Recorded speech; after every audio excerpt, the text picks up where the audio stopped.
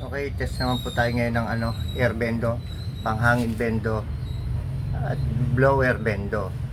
Kasi ganito pinagawa nung nagpagawa.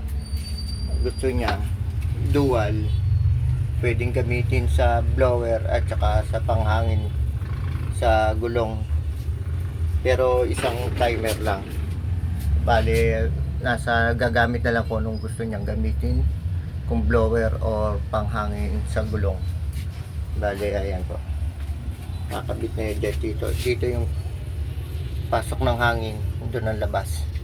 Okay. Kaya natin yung hulugan. Para malaman natin. Okay. Hulog tayo.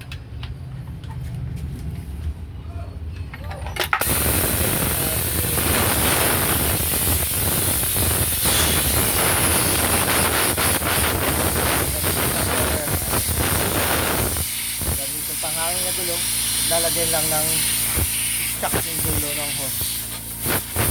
Panghangin sa gulong. Pag blower, kakabitan ng yung spray.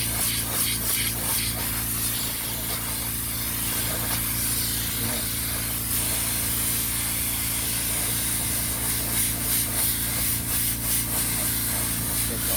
Kasi ito sa 2 minutes yan.